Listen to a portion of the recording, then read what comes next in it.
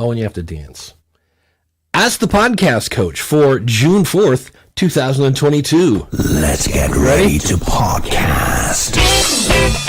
There it is. It's that fun-filled music that means, hey, it's Saturday. It's June 4th. It's time for Ask the Podcast Coach, where you get your podcast questions answered live. I'm Dave Jackson from the schoolofpodcasting.com, and right over there is not Jim Cullison, but it's it's Neil Headley. You said I said Knopf Studios. I do not say Knopf. It's KNOPP Studios.com. Neil Headley, my friend. Welcome to the show. I love that you and I do this back and forth thing in our own podcast. Yeah, that's. So we kind of like call each other out. I think it's fun. That's a fun podcasting thing. I had a early day listener of podcasters, Tim Dewey of the Sled Dog podcast. And here's the fun thing. There's somewhere Tim Dewey is going, oh my God, Dave Jackson. And he said, I talk to you more than I talk to my friends. And my friends live about 3 houses down the street. Because he would leave feedback on a voicemail. I would play it in my show.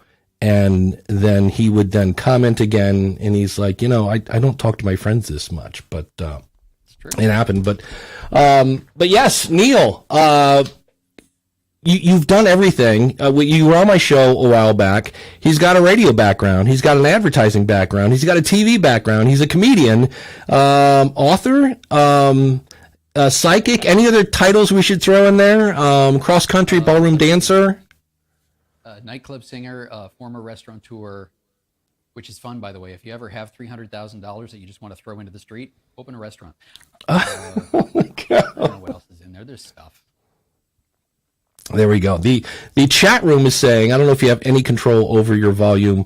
Maybe here's what it is. I will turn me down, and then our volume will be somewhat more even. And if you're hearing me and going, Dave, you sound a little different, it's because welcome aboard COVID-19. Oh, fun for the whole family, everyone. It's I'm back from Podfest, and I think I know 12 people now that had Kim. I never saw Kim. Kim never made it out of her what you call it, that room thing that you go to. But what could have maybe helped her out is she could have poured herself a cup of Joe, because that always helps. And then that coffee pour, the invisible coffee pour. There we go. He's got it. Is brought to you by our good friend Mark over at podcastbranding.co. If you want to look good doing anything, whether that's a lead magnet, your artwork, your website, anything, you want to make a good impression, then you want to go over to podcastbranding.co. And the reason for that is Mark not only is an award-winning graphic artist, but hey, he's a podcaster. And Neil, check this out. He's polite because, you guessed it, he's a Canadian. Even better, he will sit down with you one-on-one and really go over what your show is, how you want it to feel, how you want it to look, and so that all of your branding matches your podcast. Because you got to remember, we work so hard on the gear and the content and things like that, but they're actually going to see you before they hear you. So when you want to look professional, when you want to look good, there's only one place to go, and that is podcastbranding.co.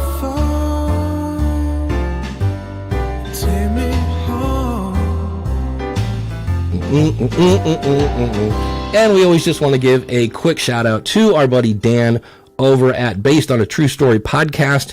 If you're ever watching a show and it starts off with the phrase based on a true story, you can listen to Dan's show over at basedonatruestorypodcast.com and find out, well, just how much of that was like actual based on a true story and how much of it was, we're going to embellish a little bit. And thanks, Dan, for supporting the show, as well as Mark. But Neil, let me ask you out for stepping on the vocal in the jingle back there. Yeah, that's it. I was going to ask you. I'm like, hey, did you notice I stepped all over the jingle? That was awesome. You have many years in radio and also copywriting and advertising. If you have any questions, as always, I should mention this. We're at AskThePodcastCoach.com/live. We're watching the chat room, so if you have a question, pop it in there. Or if you want to just jump in, it's askthepodcastcoach.com/join. And the more I talk, this is one of the things where I haven't talked all week, and I can see where like, come noon, this is going to be fun. But what makes a good ad? Like, I know a lot of podcasters right now are thinking, hey, you know how I'm going to grow my show? I'm going to advertise on other podcasts. So is there any magic formula or common mistakes that people make, things like that, when it comes to advertising? The common formula is the biggest trick: don't suck. Look, people don't hate ads; they hate bad ads. And the very first words out of my mouth in my Copywriting 101 course, that I'm not sitting here to plug, but it's out there. The very first words out of my mouth is, you ever notice on YouTube, there's a skip ads button, but there isn't a play ad again button, because the assumption, even on YouTube's part, is that nobody wants to see the commercial. Nobody wants to hear your commercial because it's probably bad. And that's a universal. That's why YouTube never even probably entertained the idea of putting the button there. I don't know, by the way, how the sponsors feel about, you pay to get your ads on YouTube, and then 4 seconds into your ad, there's a skip ad button. I don't know how I would feel about that if I were shelling out the bucks for that. Yeah, I know for me, I used to listen to a podcast, not because I like the podcast, but because the ads actually were so good. They were for products and stuff that I'd never heard of. Like, I just started, I can't remember the channel. Oh, when I was sick, the last day of PodFest, I felt so bad I didn't even leave my room, and I was watching, I believe it was Naked and Afraid, whatever channel that is on. And I got a whole different slew of commercials because it's people that have a advertising budget, but not a big enough budget to advertise on a bigger channel. So I kept seeing products that were much better. I see you've adjusted your volume. Beautiful. Let us know, chat room. Yes, you're. I know you are on my side, so that's cool. But yes, he is wearing a lavalier, and so I'm with you. Bad ads are, those are the ones you fast forward through, and the chat room is going to freak out because you don't have a microphone.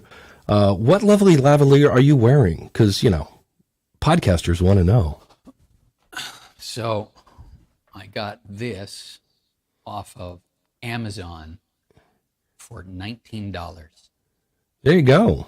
The AG. And it has served me well for a couple of. The reason I'm wearing a lav, by the way, and an IFB earpiece, is Dave is catching me just as I came off of a TV thing I do every Saturday morning. I'm a commentator on a cable news net here in Canada, and so this is the TV gear. And rather than go set everything back up out in the studio, out in the garage, I thought, let's just turn the camera around and sit on the couch. It's more comfy and casual for this gathering. There you go. Now you know. And that's the and I'm being told now that I'm too hot. Well, isn't that fun? This is one of the great things about getting a bunch of podcasters together, is that we're going to spend 57 minutes with everybody obsessing over the minutia of the audio. Well, I know I have a problem sometimes on this computer, although I'm not seeing it now, where the audio behind the scenes will, the actual like internal input of the computer will just go all the way to 100. And when I do that, then I sound distorted. And so this is going to be edit point 1, because this is something I cannot kind of do in the background as I, ramble on and blah, blah, blah. So if I go here to device, here it is. So this will fix this. So I probably sound okay now, probably. Way quieter, but I can turn me up, but I'm not distorted now, right? Yes, maybe? No, but I'm still too low. and I've turned myself way up. Yeah, you're loud. I can go up to here. I just know when I'm at 100%, I get distorted. So how does that sound? Anyone? You sound fine to me, Dave. Yeah. But we've talked about this before, you and I privately, and I've made some noise about it on the Twitter machine as well, is, look, if you're going to do an interview on your podcast with the Pope, I don't care if he's on a phone. I don't care if he's on the drive-through speaker at McDonald's. I don't, if you're interviewing Ryan Reynolds or the president or whoever it is you're interviewing, I don't care. I'd rather hear what they've got to say. But that's me. Your mileage may vary. Okay, so as long as people can hear me at this point, but when I saw distorted, now they're saying I'm too quiet. Well, you just can't win. I'll go back up to 95, and we'll call it a day. Because I just know when I get too high, then I get distorted, and that's when people go, that's not fun to listen to. All right. And I know you loathe these edit points. It is what it is. The good news is I'm using the Rodecaster Pro, so I can put a little marker here, a little marker. Oh, there we go. And now I will see that, and it will be easy to fill out. But those of you that are watching the video, hey, congratulations. You just saw bonus material that the audio people won't. So, all right. So we're getting people here that are saying we sound good, so that's good. Okay. That's exciting. So I'm going to take Gregory's word for it. He says much better now, both. Okay. Yay. We're happy. We can move on. So,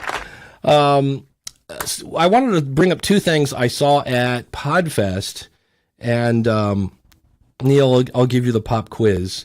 Here we go. You have 5 episodes. You've decided to launch with 5, not 4, not 6, not 2. You obsessed for probably 3 months, and you said, I'm going to launch with 5 episodes, and 5 people subscribe to your show. How many people actually how many downloads do you get from that? 5. There we go. That's it. That's why he's the king, friends. Yeah. It's not 25.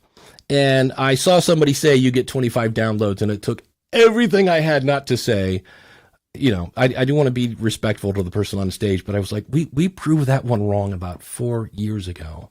And then the other thing that, have you ever heard of Listen Notes? I haven't, and I've seen people making references to it again on the Twitter machine, which is where I spend most of my misspent time. But I haven't had even enough time to Google around and see what that is yet. Yeah, here's what it's great for. It's a great search engine. So if you're trying to find an interview of Neil on the School of Podcasting, now granted, you could go to schoolofpodcasting.com, but you could probably find it because we all know WordPress search especially is not great. It's a great place to find interviews. And just if you're trying to search through podcasts, that's a place to go. But they have this thing called the Listen Notes score and the Listen Notes ranking. And it says on their website that, are you ready for this? This is, I need to somehow put the plaque behind me. I'm in the top 1% of Listen Notes. And that sounds so good, right? Oh, yeah, exactly. Except it says here, we developed a mathematical model to calculate a Listen Note score for each podcast based on the first-party data, which in this case is activities on listennotes.com. And third-party data... So it's a cloud score. Exactly, and we know how important that was. So media mentions, and then my favorite word in the world, reviews, which would be reviews, I believe, again, on Listen Notes, not even like Apple reviews or something like that. We were inspired by standardized metrics such as Nielsen ratings, credit score, domain authority, et cetera, but realize this is all based on, almost all of it is on Listen Note data, and almost everybody you ask, have you ever heard of Listen Notes, goes, what? And yet people are going, well, what was interesting is I saw the person that said, I'm in the top 2%, and they did not add of Listen Notes. They just said, I'm a top 2% podcaster. And I went, okay, either A, you know that particular criteria, that whatever distinction is bogus, and you're going to use it anyway because you know most people don't know that it's bogus, which is slightly deceitful. Or you don't know, and you're leaving yourself open to look silly because those of us that know that is, but you know what I mean? It's just like, wow, I was surprised that that was coming out. And so don't quote your Listen Note score unless you're purposely trying to pull the wolves over somebody's eyes. You would probably know, how did Nielsen ratings, I don't know if they're still, I'm assuming they're still using them kind of maybe in the radio TV world. Nielsen in fact is doing radio now too. and have been for a while. And it used to be back in the day, as Dave Jackson likes to use this voice when he says back in the day. Back in the day, and I don't know how it worked for television. I think it was a similar methodology, but what they used to do, and if Tom Webster's here, I know Tom Webster likes to lurk and listen to the show incognito, and he'll remember these days well. What they used to do, for at least for radio, is they would send a diary to your house, and it was basically a calendar. And what you had to do was you would write down, okay, Monday I listened to, Bubba and the Greaseballs on K97 from 7:15 until 9, blah, blah, blah. And then you would write down everything you listened to on every station for the entirety of a week. But here's what happened. And they would pay you like a tiny little, they'd throw you a couple bucks for filling out the survey. But here's what happened. And broadcasters knew how to game the system, because what most people did is it would get to like Thursday, and everybody would be, oh, I forgot to fill out that stupid radio thing. Hold on, let me sit down. And they would start trying to remember what they listened to over the course of a week. Well, you can't. And so most people would just write down what they were listening to that day and pretend that that's what they listened to for the whole week. So radio stations universally used to have their big contests and their big giveaways and their big guests all scheduled for Thursday, because they knew that was the day most people filled out their diaries, and they wanted to game the system. So the bigger you could be on a Thursday, if you have a radio station, never give away the grand prize in your contest on Monday. No, because nobody is filling out their diaries on Monday. I mean, now it's people meters, which is the same thing I think Nielsen uses for television, where every station has a unique tone, inaudible tone that is buried in their audio signal, kind of like, mosquitoes hate a certain audio frequency. And it's unique to each station. You wear a thing that's like a pager that can pick up that tone, and it knows exactly how many minutes you listened and when you started, where you stopped, blah, blah, blah. It knows if you're in your car, all these different things. So the ratings now are far more accurate than they used to be, but then there's areas where it's like, okay, we didn't really give you a real, and again, Tom Webster would know 50 times more about this aspect of it than I do.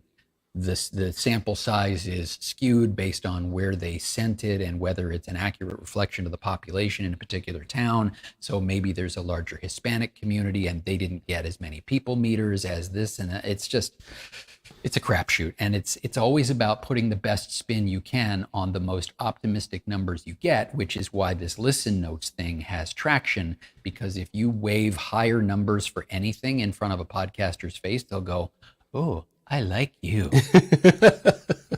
Well, did you hear Tom Webster moved over to Sounds Profitable from yes, and his first episode explained how to spot kind of maybe not as accurate.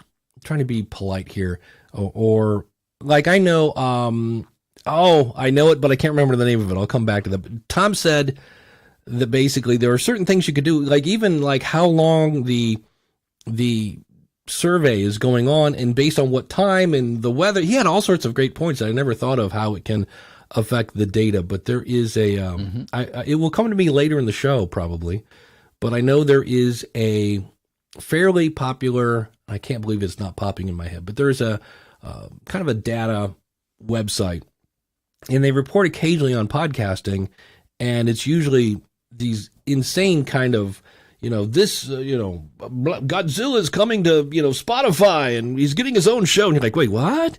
That kind of stuff. And so one was about downloads. And so Rob Walsh from Libsyn went over to Todd at Blueberry and some Buzzsprout people and Market Cap. Like, he's like, hey, did anybody talk to this company about this? Because that seems really wacky. And the answer was no. And we're kind of, and so he reached out, I was like, hey, what's the data source for this? And they basically said, oh, we just kind of go out and look at stuff.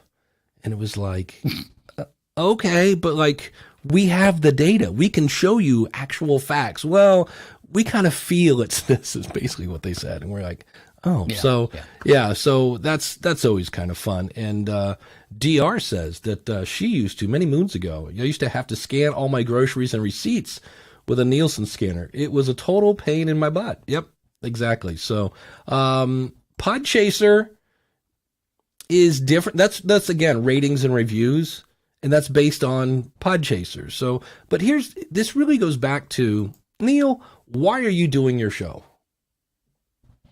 The voice in my head, by the way. Yeah, the voice in my head. Because I have a few. And I don't even talk about the others anymore because right now they're getting zero of my focus. But the voice in my head it's just kind of me rambling about in a semi-focused way. I try to keep the episodes to under 10 minutes about the various bits and pieces. And I've picked up a lot of stuff in 40 years as an on-air host, as a producer, as a writer, as a copywriter, as all these different things. And it occurred to me at some point that there was probably a knowledge base there that I could share. And so every once in a while, I'll jot down some notes on the stuff that I happen to be passionate about this week. And the triggers are all over the place. It can be a commercial that I heard on the radio that makes me think to myself, why do people write things into their commercials like such and such? Conveniently located is one of my favorite ones. If you're hearing a commercial on the radio or anywhere else and they tell you that they're conveniently located, well, then those people are idiots. And the commercial was written by somebody who doesn't know what they're doing.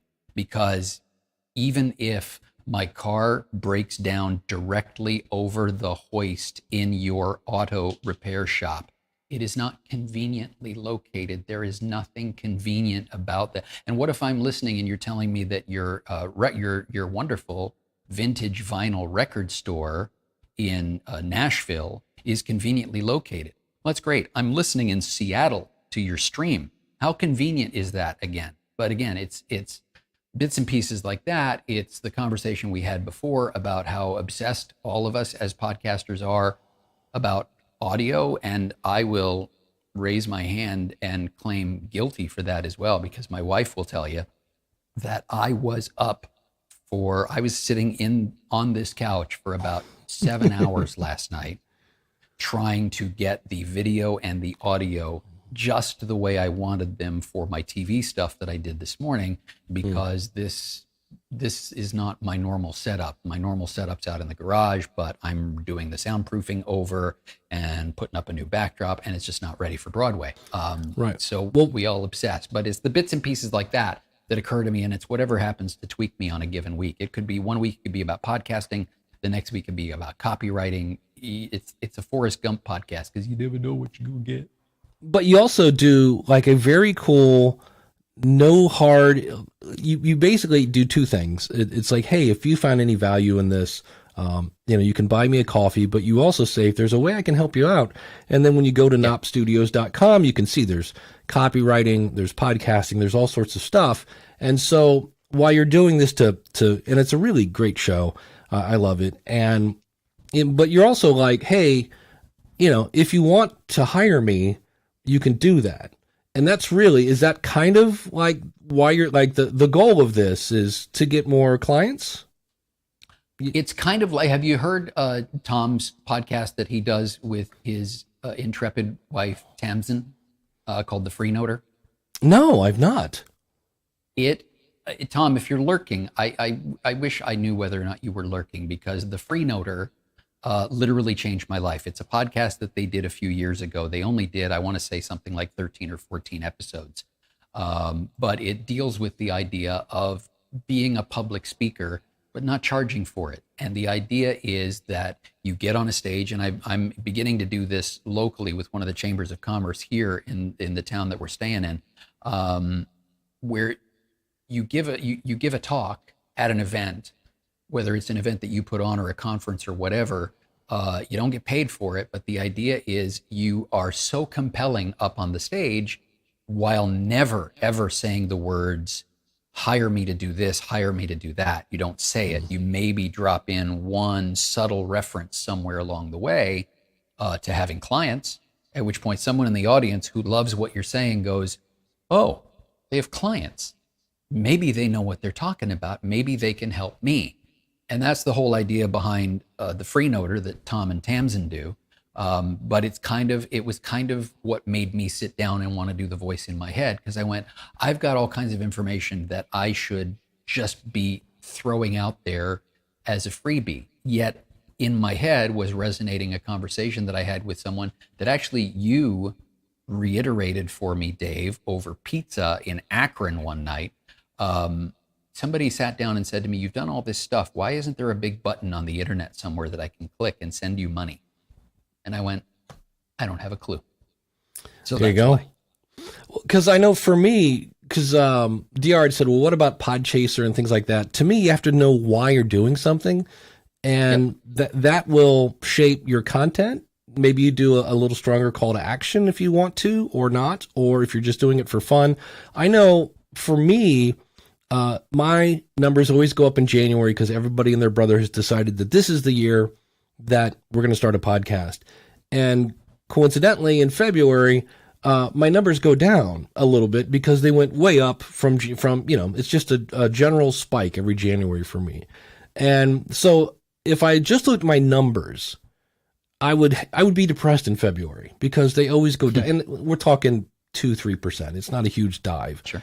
But coincidentally, everybody that said they're going to start a podcast in January, those that actually want to, eventually get up the nerve to join in February.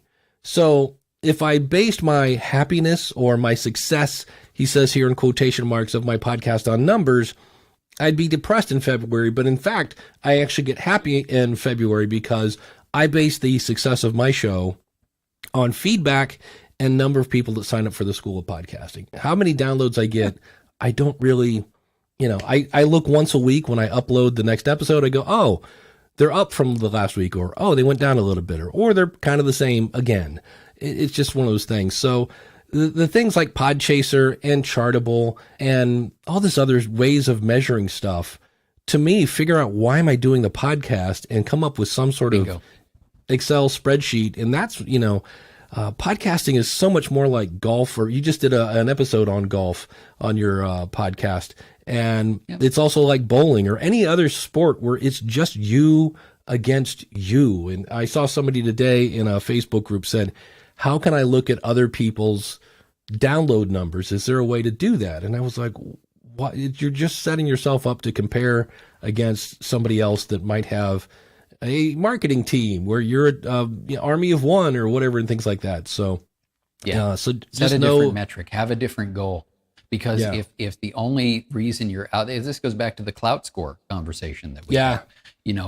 Great, Justin Bieber, you're the only person on the planet that had a clout score of 100 because apparently you were the most influential people or the most influential person on the planet. What did you do with that influence? And at the time, with all due respect to the Biebs, he was doing nothing with that influence. And so rather than count your downloads and try to game the system to try and figure out how many of those are from people who are subscribed versus people who clicked on my tweet, blah, blah, blah, blah, blah. No, how many people did you help today? How many people reached out to you and said, I love your show? How many, all those kinds of things. Like, come up with a metric that matters. The only people that the download numbers matter to are the people who might sponsor your show.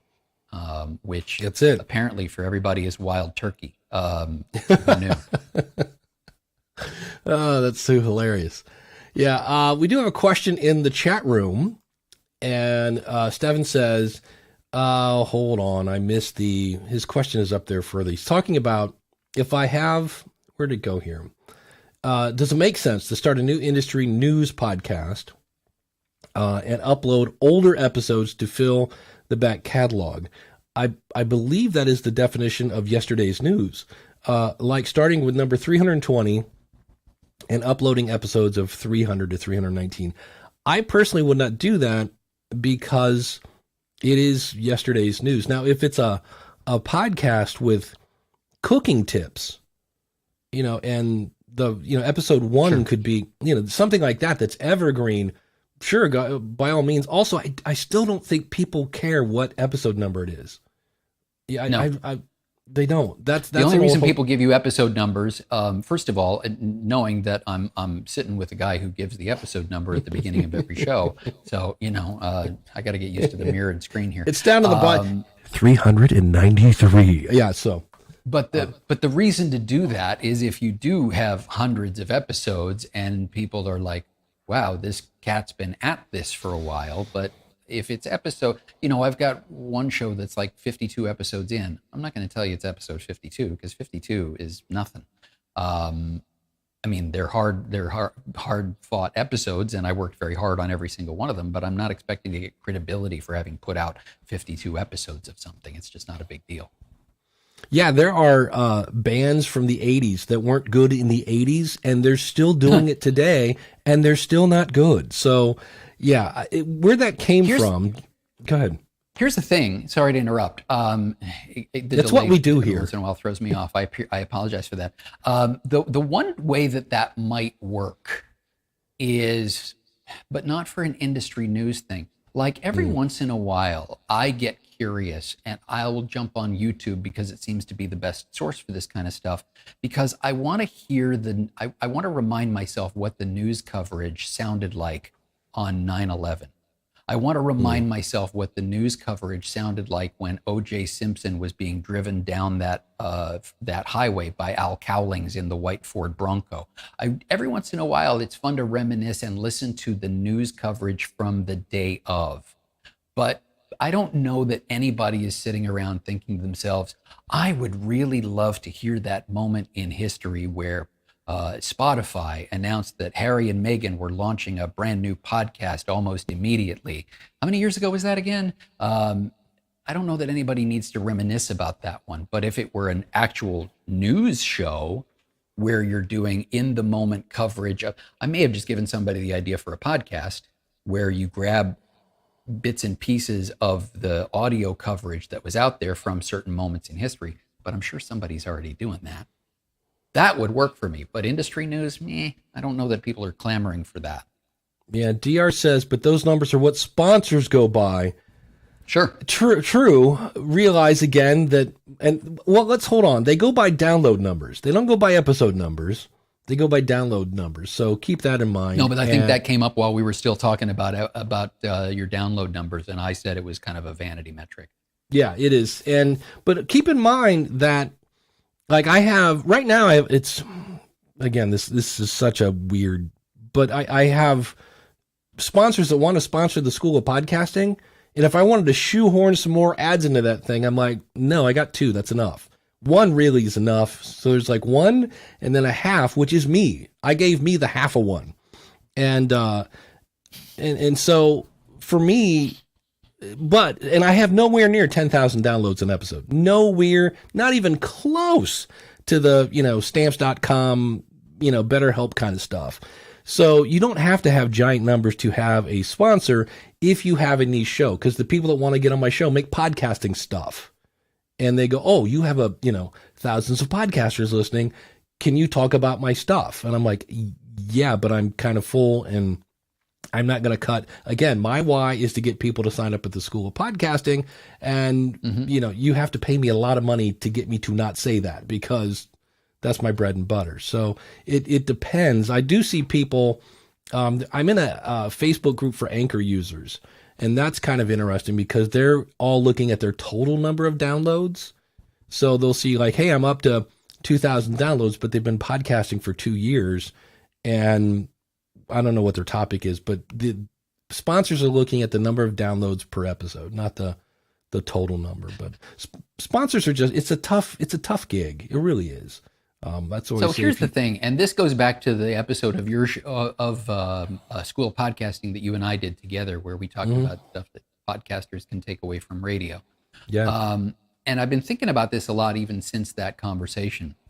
And one of the things that I keep thinking about is we were concerned in radio, and I started in radio in 1981. We wwere concerned with the ratings when the ratings came out.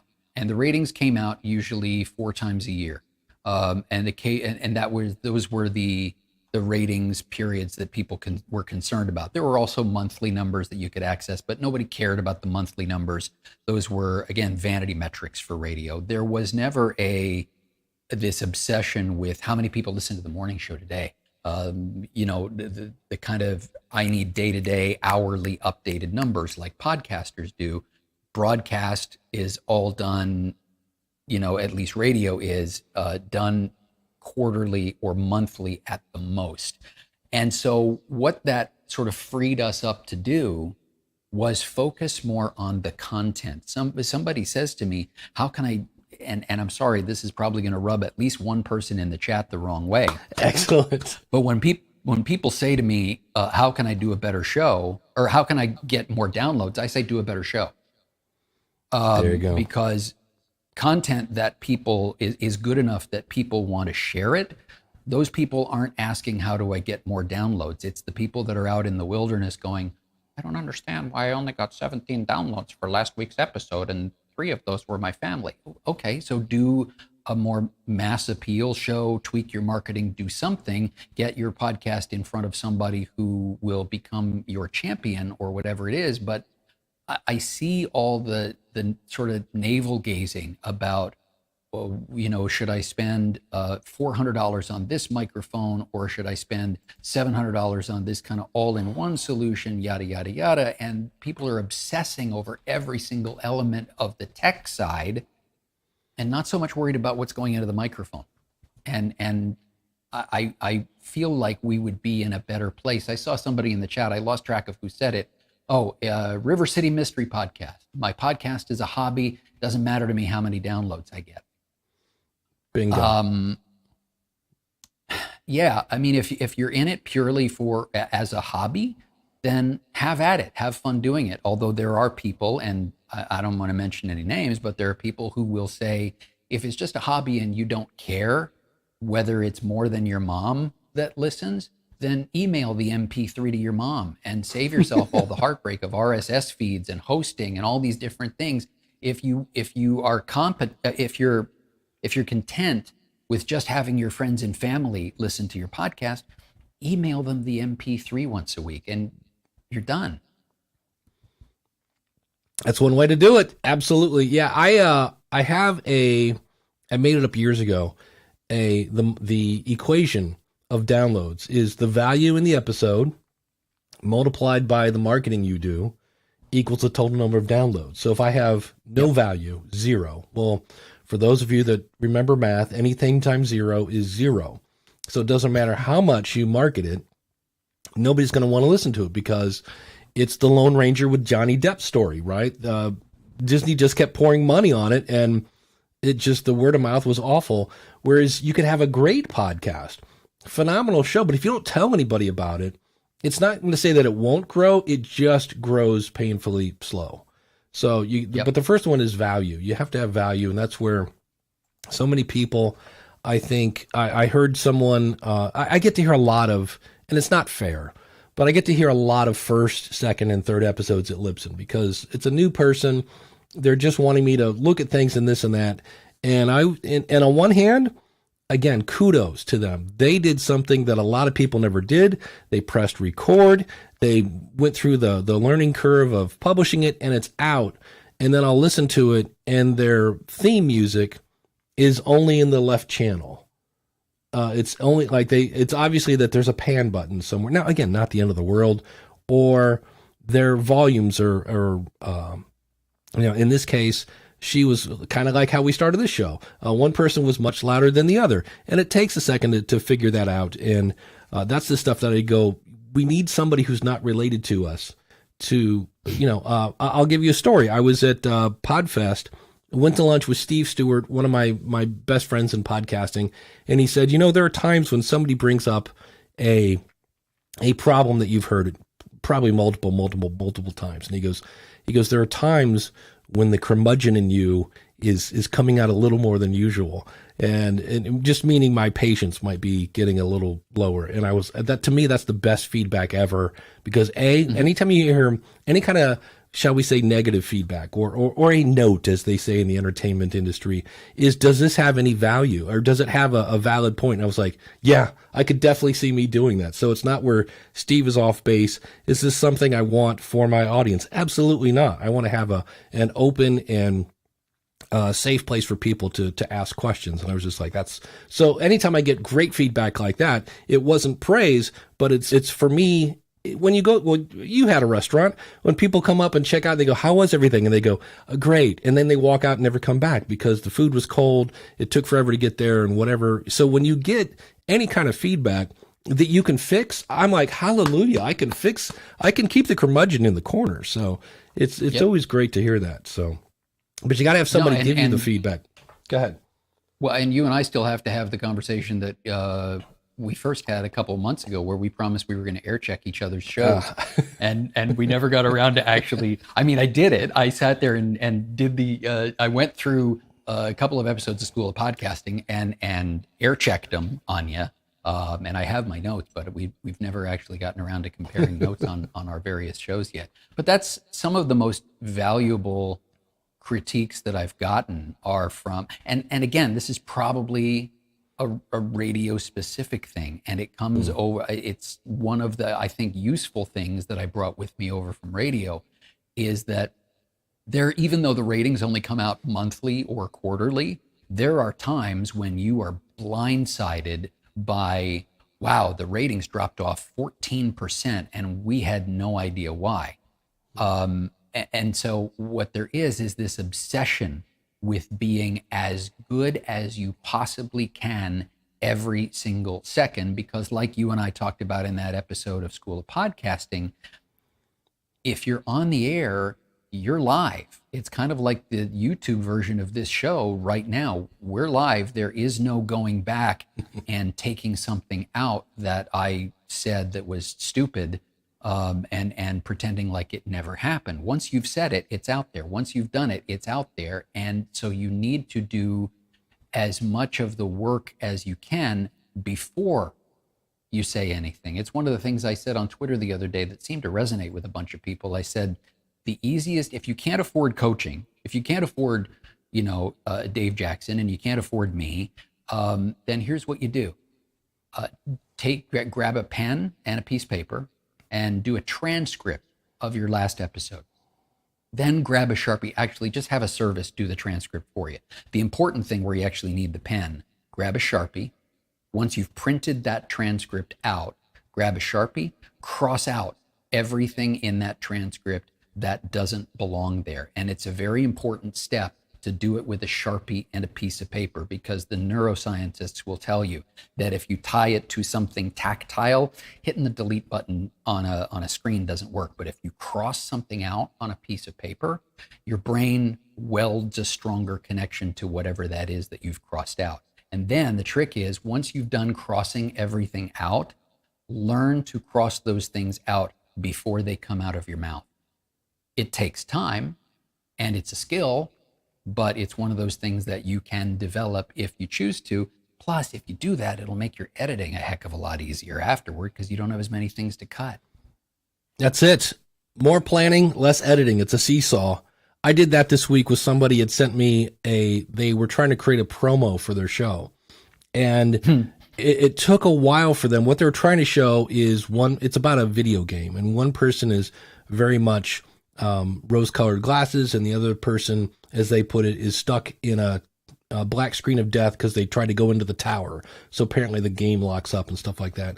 I said, I get what you're trying to say there. I said, but it took you like 47 seconds to make that point. Why not just say, I'm an optimist. Like, let's get to the point, that whole 9 yards. So yeah. And what I did was I had them transcribe their promo. And I said, here's the goal of the promos, to get people to want to listen and to explain what they're going to get. I said, so it's not what they were saying was wrong. We could just say that in a heck of a lot less words and keep the promo short and go to town and go that way. So, Gregory in the chat room. Oh, go ahead. You look like Can I just throw one thing to put a bow on that conversation? And this has, again, this becomes a topic on social media I feel like about once a month. Unless there is something unique about where I can find your podcast, please don't get it wherever you get your podcasts in your promo. Oh, why? Why would you waste those 4 seconds of my life that would be like you call the fire department and you say, my house is on fire, and the 911 dispatcher says, we'll do all the stuff you do to put out a fire.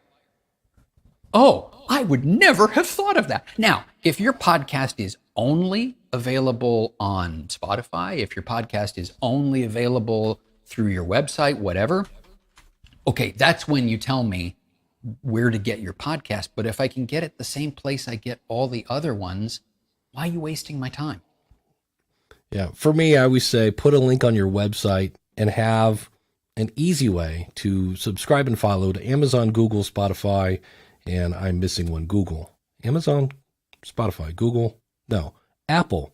See, it's the drugs. It's the antihistamine. Right. Apple, Spotify, Google, and Amazon are, and then when you say find it on my website, you're reinforcing your brand again, and you're making it easy for them to find because I have a couple shows because they have the word podcast in them because my shows are about podcasting. They don't show up in search because everybody has the word podcast in it in their title. So it's just, don't rely on the search in, especially Apple and Spotify. It's just not good unless you have something very unique about your name. I've had people that have, it's a golfing podcast and they want to know why they don't show up when you search for golf. I'm like, because search is horrible.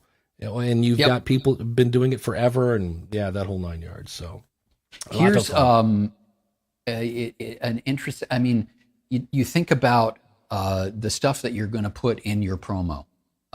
It needs to be the things that make me want to listen to your show. Telling me that I can get it everywhere I get my podcasts. That's not something that's unique about you. It's unique to the whatever it is, 4 million people that have podcasts. So don't waste promo time giving me information that's true. It's like back in the day, people used to say in their radio commercials, I loved this. And again, it's one of those useless things that people just say because they used to say it. Find us in the yellow pages. No, don't find me in the yellow pages. That's the stupidest place you could ever send somebody, because guess what's in the yellow pages? Every single one of your competitors right there on the same page with you. Why on earth would you take those 30 seconds that belong to you exclusively and send me to somewhere where you're at the party with everybody that's trying to take money from you? And I've never understood the lack of, here's what makes me unique. And it's the same question that comes up. Why do you want to do a podcast in the first place? Well, because I offer this. It's almost like you need to, my 2 cents, it's almost like approaching it like a business plan.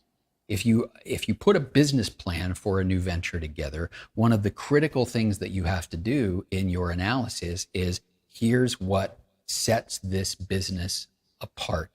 And that's a stake that you've stuck in the ground. And maybe that, modifies and morphs over time. But you've established, here's what it is that's going to make me different. And this is, for now, the yardstick that we measure everything by. And if you don't have something that is yours and yours alone, why have it in there? James Cridland was the first person, I think, that I heard say, James Cridland from Pod News, was this idea of just take your podcast, have your website, have a gigantic play button on your website that will let me listen to your podcast and only send me to your website. Now, here's what I've noticed about that. When I do that, I take a little bit of a hit in downloads. And the reason that happens is because when I link straight to the player from my host, it shows up as a button that you can click on Twitter and it will play right there. If I link you to my website and there's an embedded WordPress player in an article, because mine is one of those annoying shows where the blog post basically is the script for the episode. Well, it shows up as a link to an article, and maybe people aren't as interested in reading the article as they would be in listening to a podcast episode. So I'm still struggling with how to make sure I encapsulate in 280 characters, hey, this link takes you to my website where you can listen to an episode, but because it's WordPress, it looks in this tweet like I'm linking you to an article that I want you to read. Yeah, it's tricky, but that's the point. You want to send them to your website, and then also on your website, you want to have the way to subscribe. And speaking of that, let's do this because I was just on your website and I was like, hey, where's your podcast at? And then you just answered my question. It's on the blog. So you can see what Neil is talking about there. And there's the player. And of course, he's got the buttons right here where people can follow and get to the show. So if you want to, has anyone ever told you you look like Johnny Lang's long lost brother, another Canadian? It's a good thing. I've gotten over the years, I've gotten David Spade. I've gotten Anthony Michael Hall. Anthony Michael Hall I used to get a lot. Except I said that to Anthony Michael Hall once, and Anthony Michael Hall says, and I loved this line, he says, that's so weird. I've got people coming up to me all the time saying I look like you, which was, I love him for that. He made me feel for 14 seconds like I was a big deal. It was good. But while we're sharing our screen, this would be a good time to say thank you to our awesome supporters. By the way, I forgot to mention that website that you just saw, Knopp Studios, Knopp Studios with an S.com is where you can find our special co-host today, Neil Headley of the show, the voice in my head, and it's Head, H-E-D, because his last name is Headley. Get it? It's fun.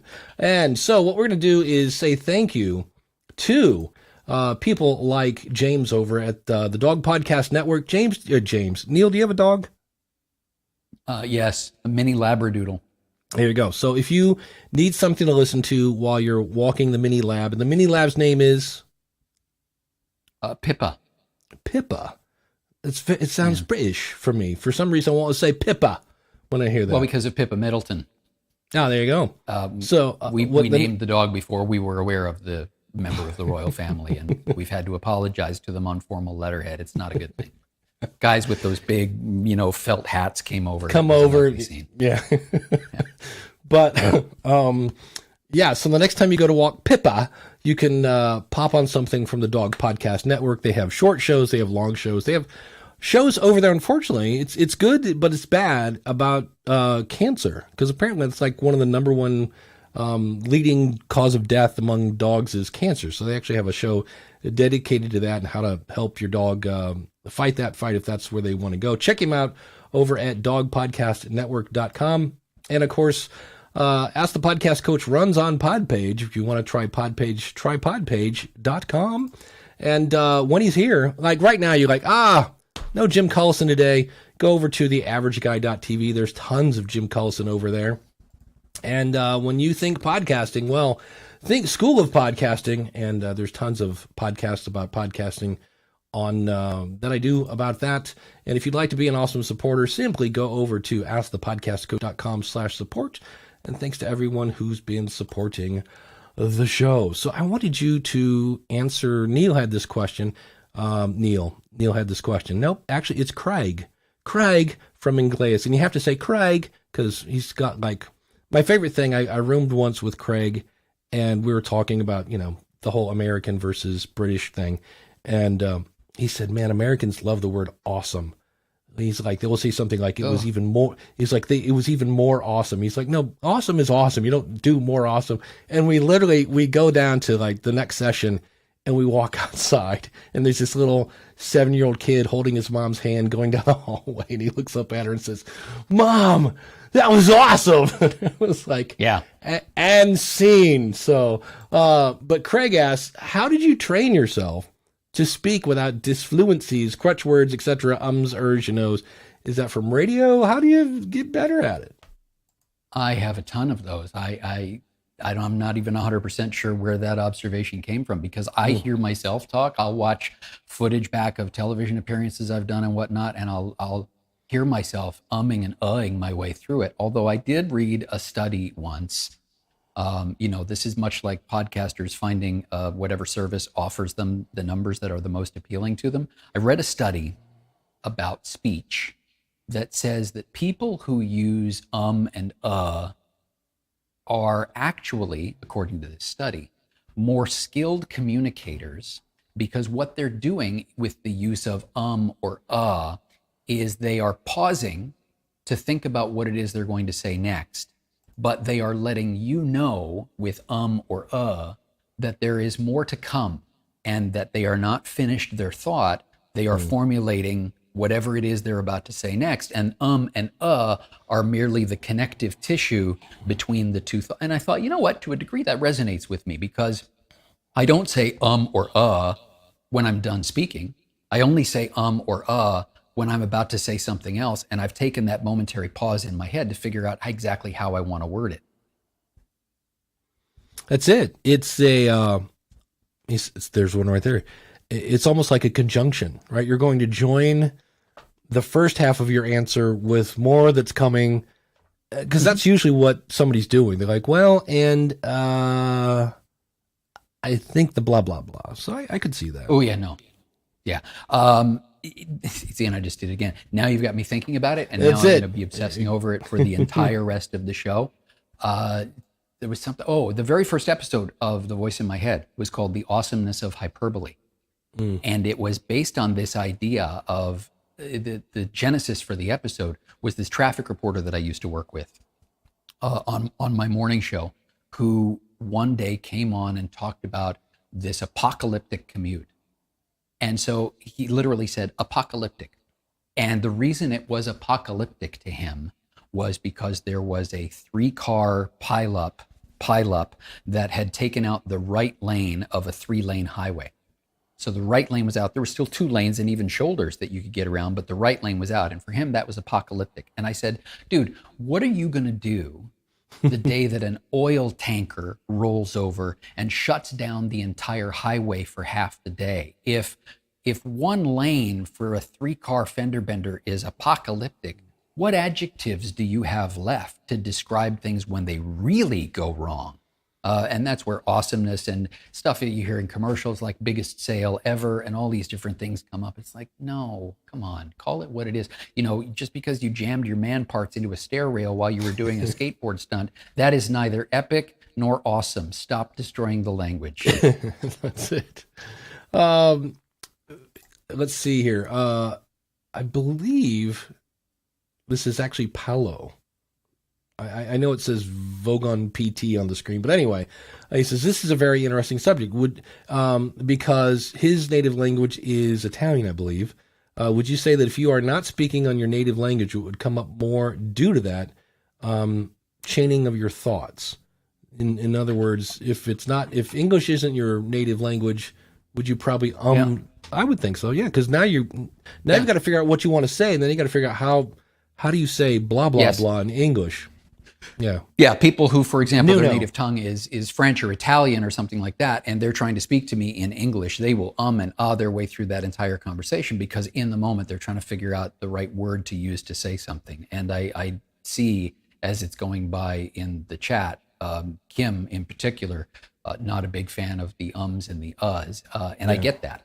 And I just threw 2 more in the span of the last 4 seconds, not to tweak you, Kim, but just because they're there and they're so much a part of how I talk, it's hard to get rid of those. But much like Tom Webster's approach when he makes a big deal out of this in his podcast when he does I Hear Things, he'll stumble or whatever, and then he will proudly proclaim, not editing that, leaving that in.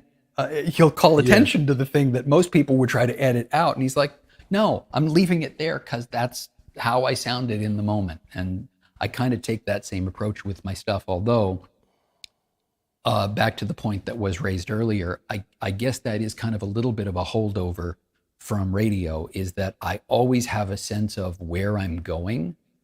And I've generally mapped out a route that's going to get me there. That's it. And I just called Nuno Paolo, and that was not even close. I guess because there's a PT in there. I don't know. It's the antihistamine that's working Nuno. Sorry about that, buddy. But DR says, a while back, I won a radio contest to see how long I could speak without umming and uhing. I went 2.5 seconds. Yeah, actually. I played the game.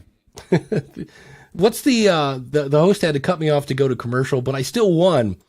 Can you think of any, like, when it comes to, I know there was one here in Akron where they used to play Beat the Toaster.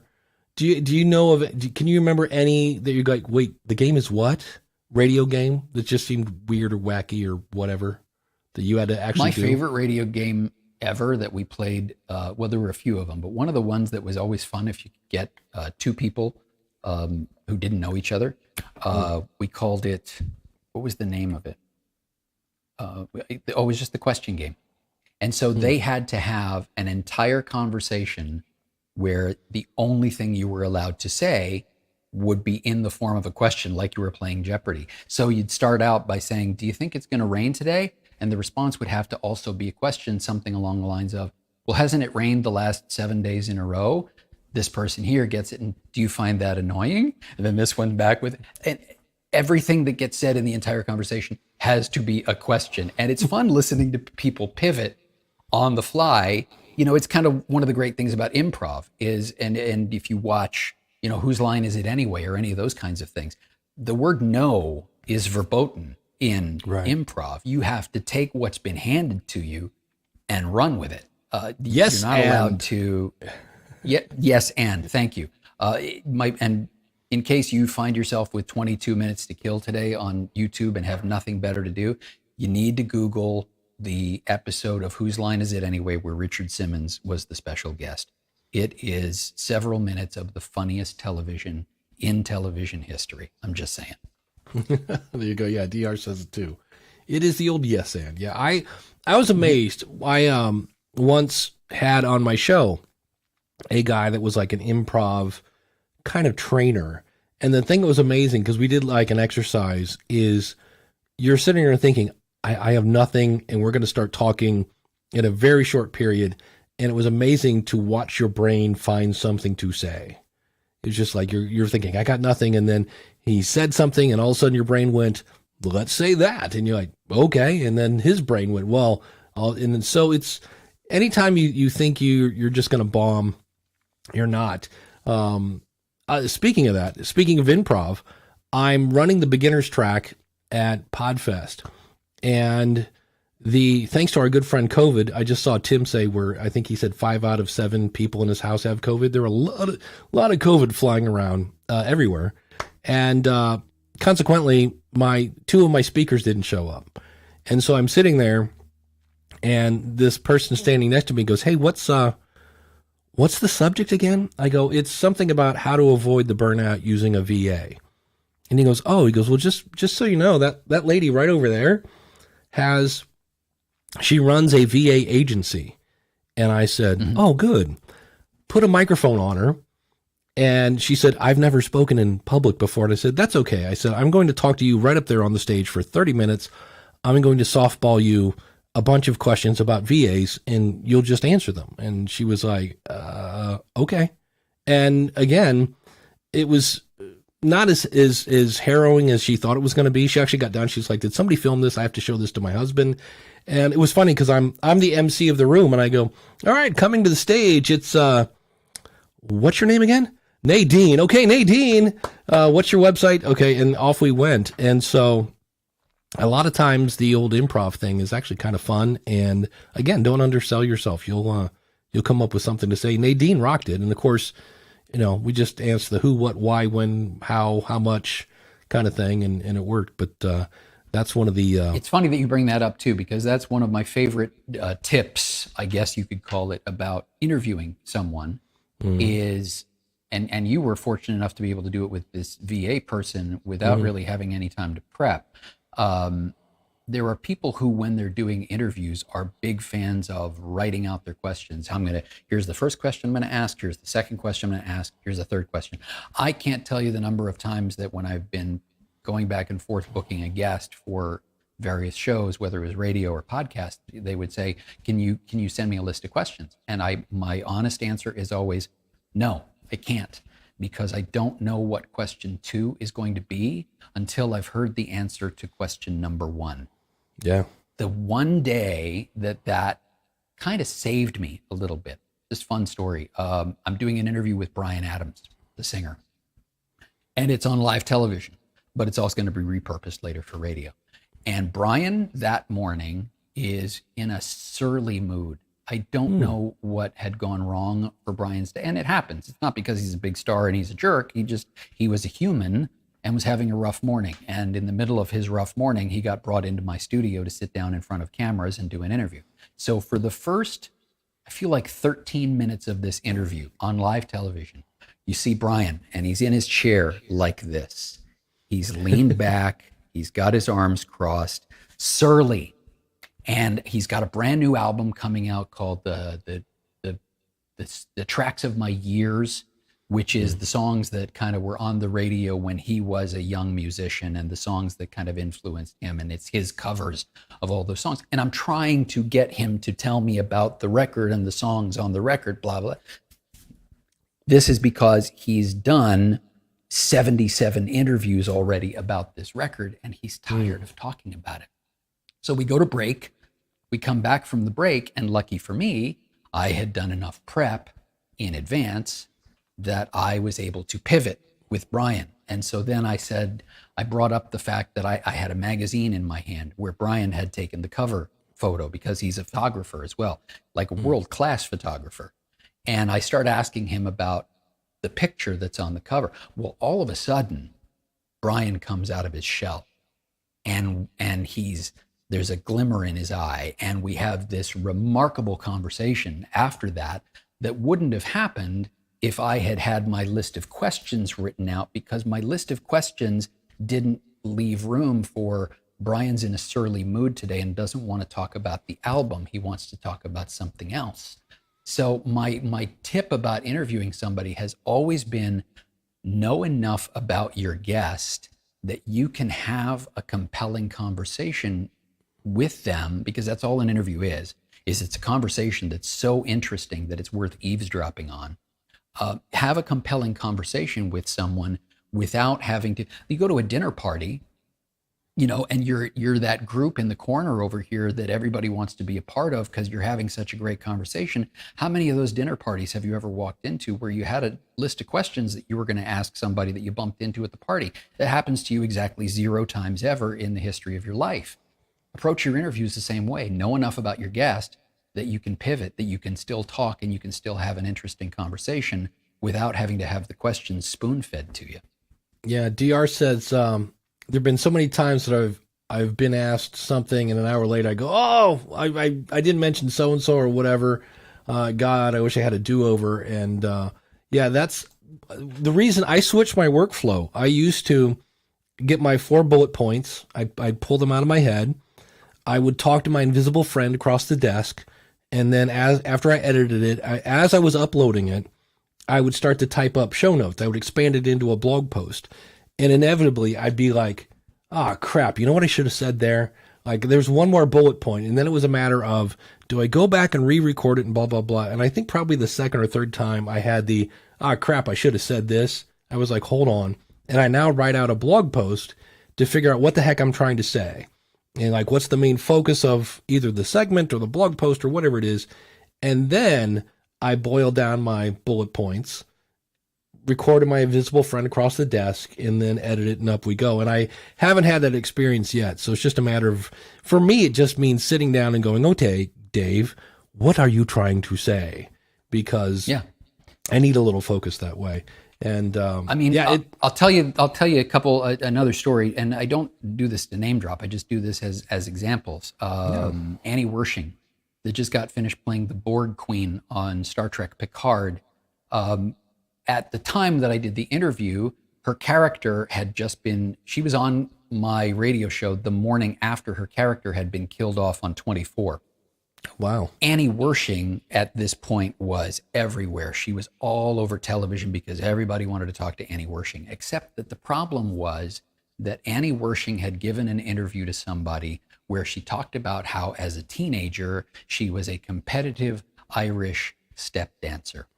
And so every single interview that Annie Wershing did from the day she was cast on 24 until the day her character was killed off on 24, everybody asked her about Irish step dancing. I get her on the phone, and before we go on the air, I said to her, Annie, listen, big fan, love your work, love your character, sucks that you're dead.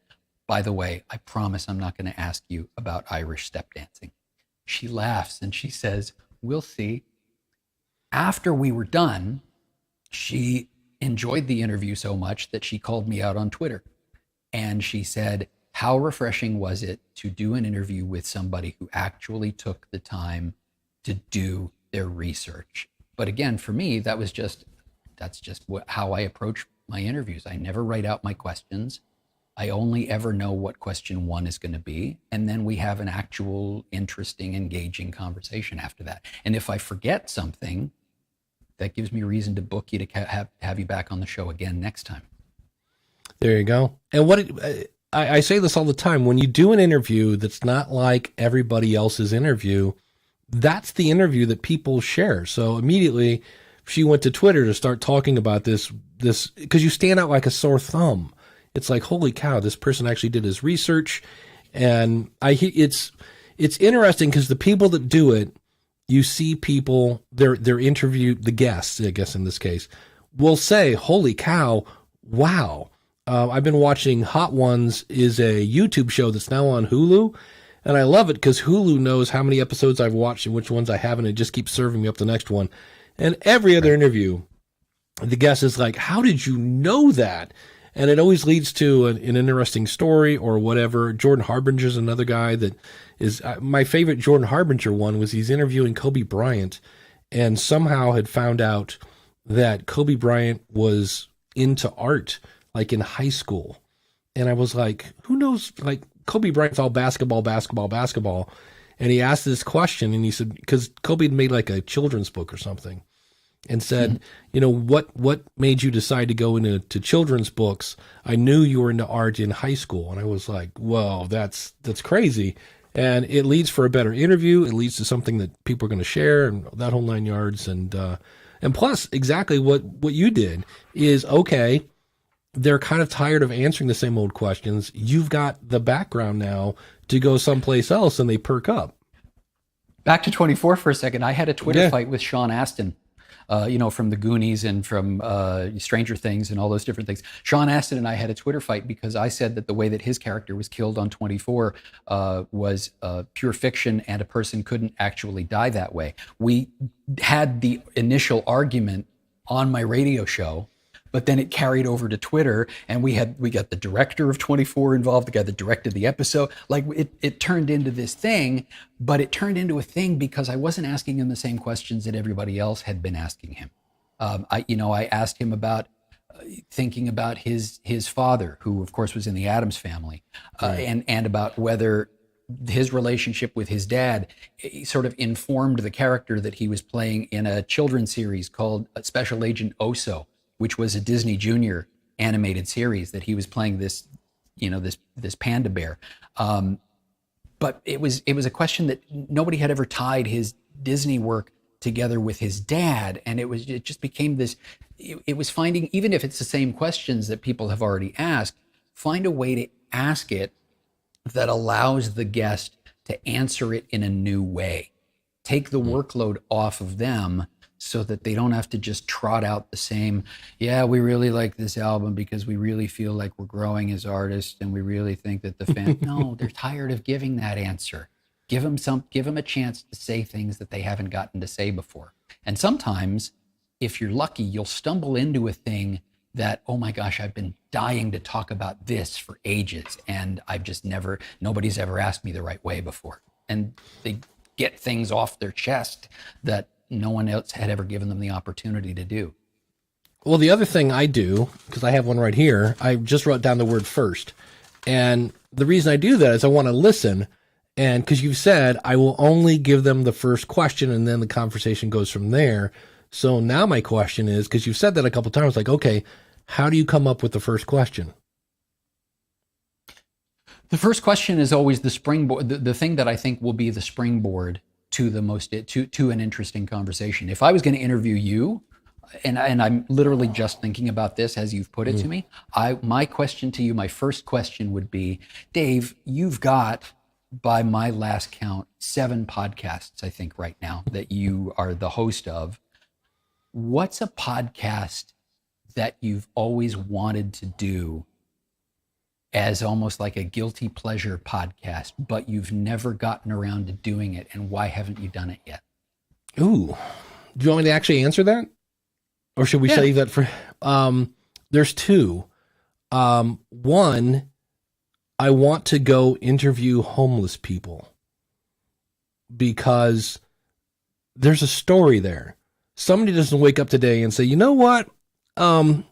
It's 27 degrees outside in Ohio, and we've got a negative chill factor. I think I'm going to go stand on a corner and hold up a piece of cardboard that says, Vietnam vet needs food. And I'm like, okay, how did that person end? Because there are certain people that will like, well, don't give him any money because he's just going to go spend it on drugs. It's like, all right. Sure. So I always kind of want to go,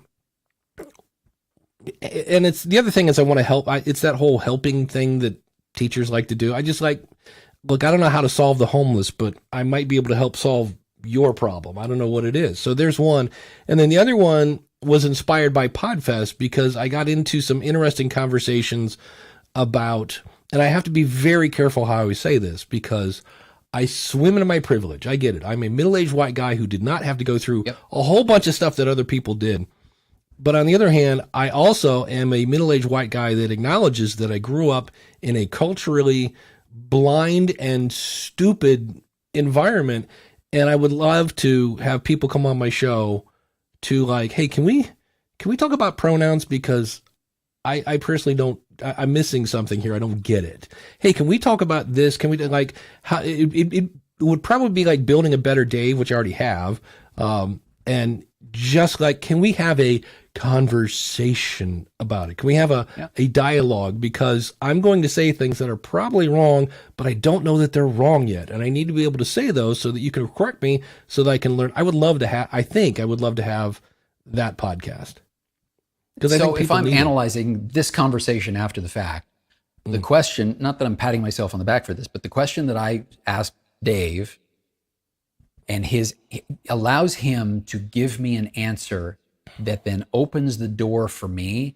If I don't know what question 2 is going to be yet, I can go down any road I want because he laid out 7 or 8 different paths that I can take based on his answer to my first question. And I set him up that way deliberately because I knew that there was going to be some nugget there of a show that, because we've all got shows, we've all got podcasts that we kind of secretly are thinking about starting, but that we never get around to. I've got a bunch of them. I've got one that I got 2 episodes in and then ran out of money. But we've all got those. And so I knew Dave would have an answer, a million different directions to go in based on that.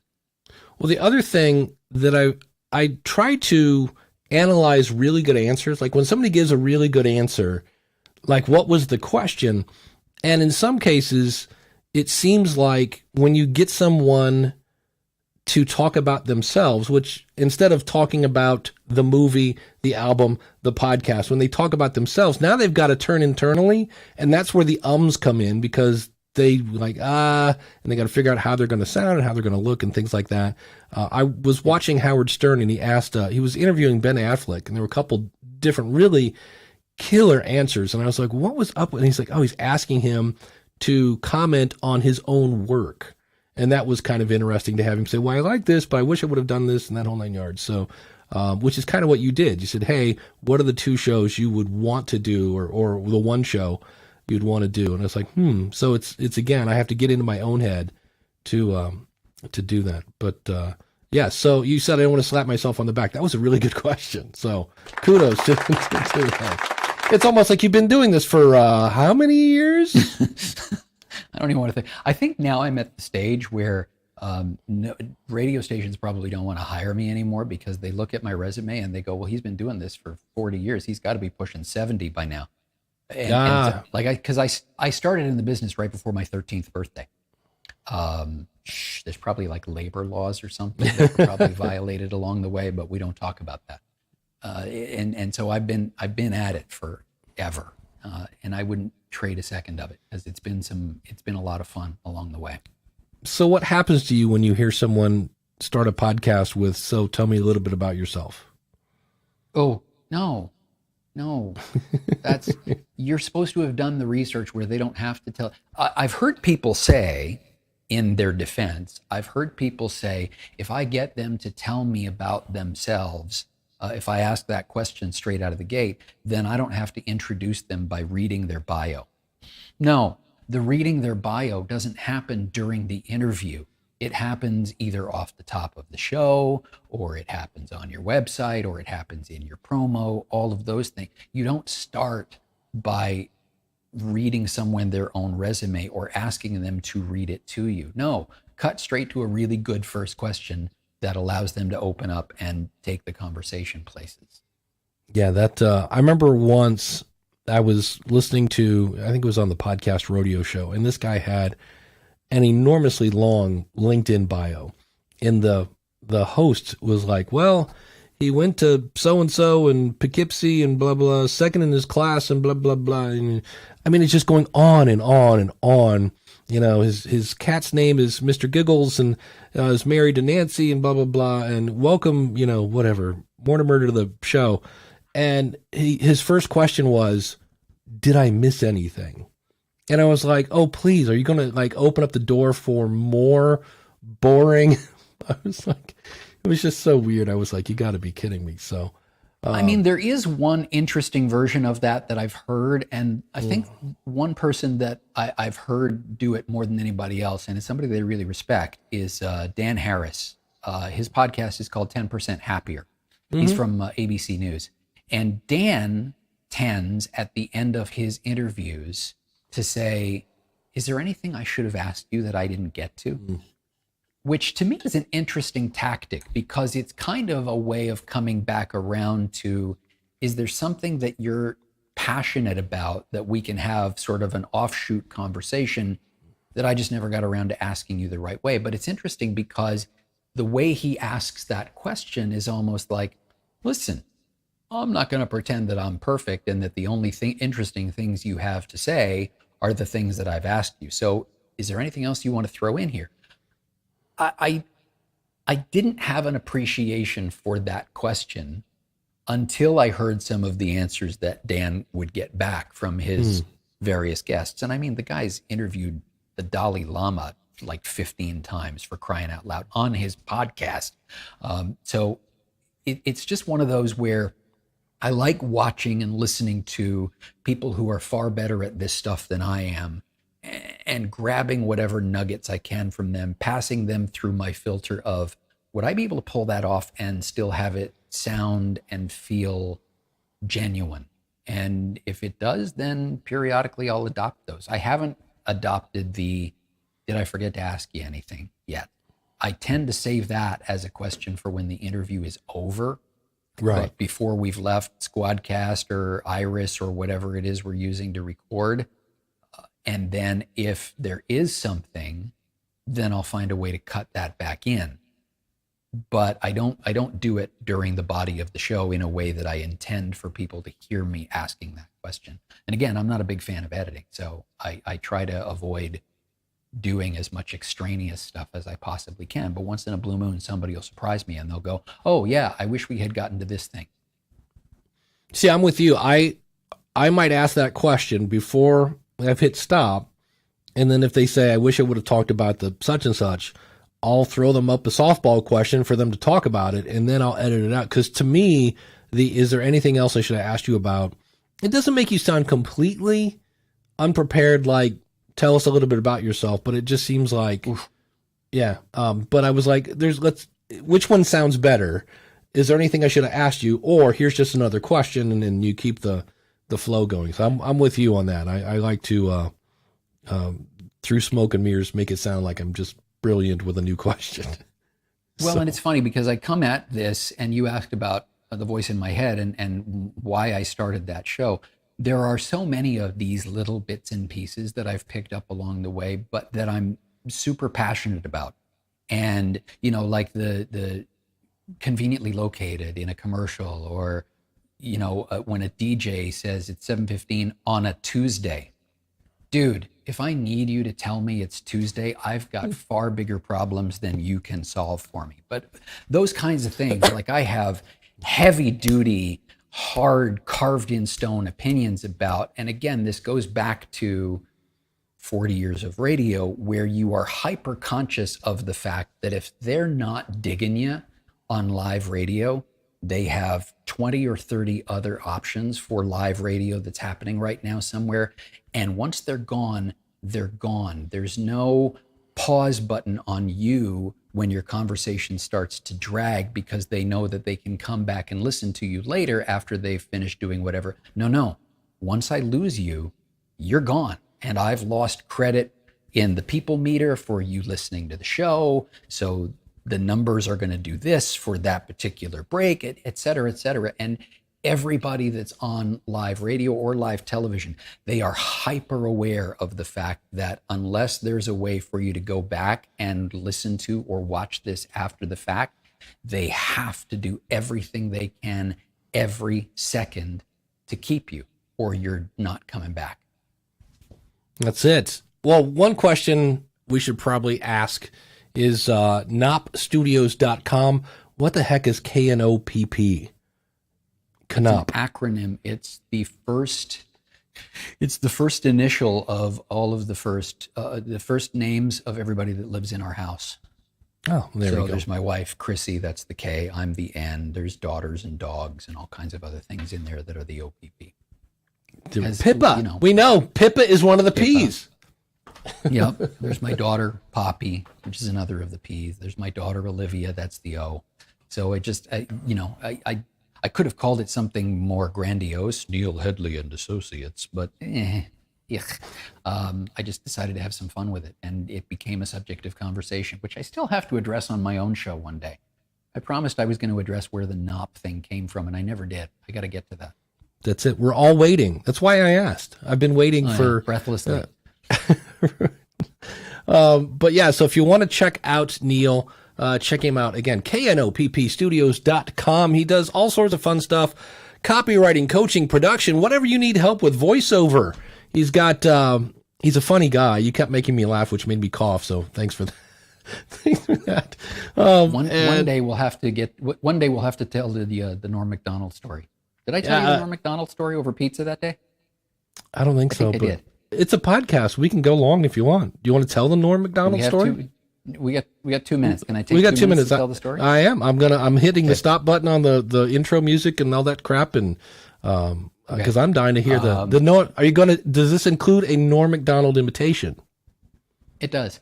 Okay. So I did stand up for 8 years, not full time. I mean, I was at the same time doing radio and doing a million other different things, but I did stand up for 8 years, and was paired a lot on the road with Norm Macdonald. We had the same agent, and so I probably did, 300 or more shows with Norm over the years, and got to know his act like the back of my hand, and can quote big, long sections of Norm's act for you. But the Norm story is interesting in that there's two distinct segments to it. So Norm and I are both included as 15 comics who are invited to perform in something called a showcase, which is basically where you're auditioning for someone, for something, but you don't know what it is. It might be a role in a sitcom. It might be something for a TV commercial. They might be casting for photos for something. You never know what it is or who it's going to be, and they don't tell you until after the fact.